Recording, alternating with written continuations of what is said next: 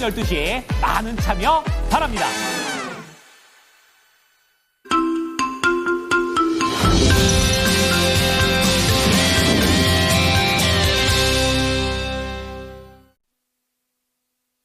네, 미국의 관세 정책 이미 한번 겪었기 때문에 조금은 학습되지 않았을까라는 생각도 있지만 또 2.0 때도 계속 되게 되면서 압박을 이어가고 있는 모습입니다. 자, 오늘도 우리 장 열리기 전에 어떠한 부분들을 좀 체크해 봐야 될지 뉴스로도 좀 접근을 해 보겠는데요. 지금 코인과 관련된 부분 먼저 보도록 하겠습니다. 트럼프 대통령이 가상자산을 이제 전략적으로 비축하겠다 이런 얘기가 나오게 되면서 5개의 코인들을 언급하기도 했었습니다. 지금은 이제 간밤에 좀 밀리긴 했었습니다만 이제 앞으로에 대한 부분들을 위해서 이런 부분 체크를 해 보겠고요. 외교 쪽과 관련해서는 원래 3월에 지금 중국 쪽에서 고위급 인사가 올 예정이었었는데 사실상 무산됐다라는 그런 내용입니다. 반중 시위에 대한 부분들이 언급됩니다. 자, 그리고 마지막으로 반도체 쪽에서 삼성전자입니다. 결국에 일본의 반도체 소재와 관련해서도 조금 더 국산화를 시도한다는 내용들이 나오고 있습니다. 자세한 부분들 체크해 보겠습니다. 정수지 캐스터입니다. 모닝뉴스입니다. 금요일 장 마감 뒤부터 화요일 개장 전까지 중요한 소식들 함께 알아보겠습니다.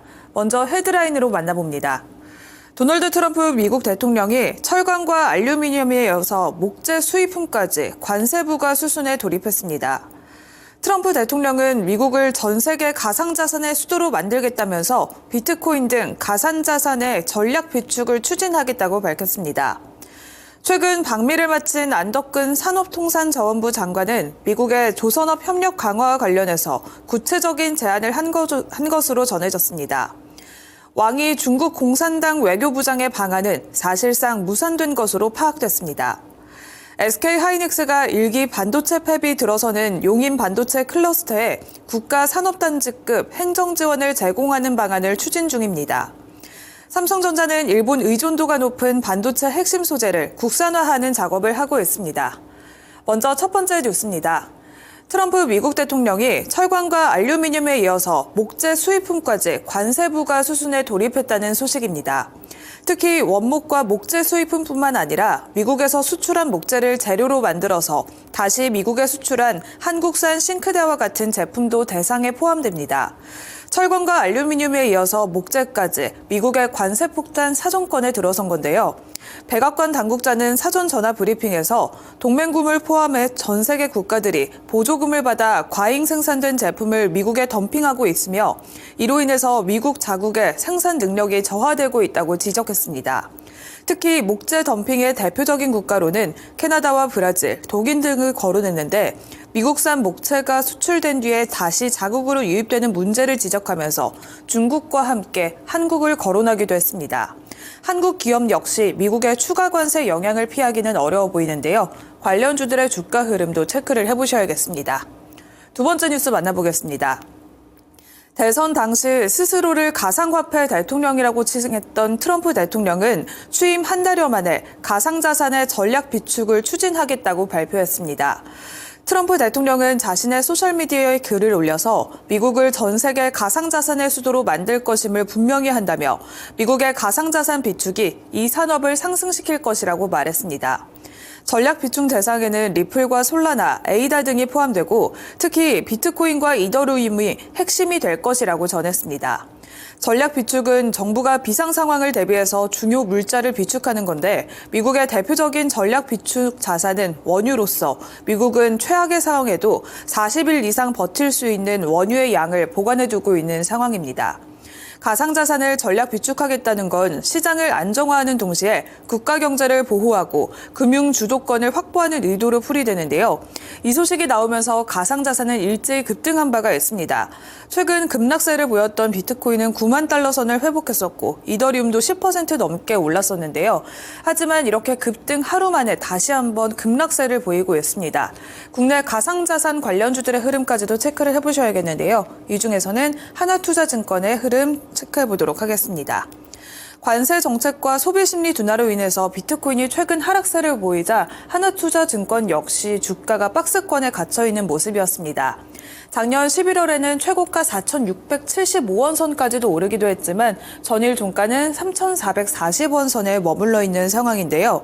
특히 비트코인이 오늘 다시 한번 급락세를 보이면서 관련 주들의 흐름을 꼭 다시 한번 체크를 해주셔야겠습니다. 세 번째 뉴스 만나보겠습니다. 최근 방미를 마친 안덕근 산업통상자원부 장관이 미국의 조선업 협력 강화와 관련해서 구체적인 제안을 한 것으로 알려졌습니다. 안 장관은 이번 방미 협의에서 군함과 탱커, 쇄빙선 등 한국이 강점을 가지고 있는 분야에서 미국이 패키지 대량 주문을 할 경우에는 국내 조선사들이 협력해서 미국의 주문 물량을 우선 제작한 뒤 납품할 수 있다는 제안을 한 것으로 전해졌습니다. 이에 대해서 미국 측의 반응 역시 긍정적이었던 것으로 알려졌는데요. 산업부에 따르면 안 장관은 현지 시각 지난달 26일부터 28일까지 미국 워싱턴 DC를 방문해 통상 에너지 분야 고위 당국자들을 만났고 오늘 기자 간담회를 연 뒤 이번 방미 성과 등에 대해서 설명할 예정입니다.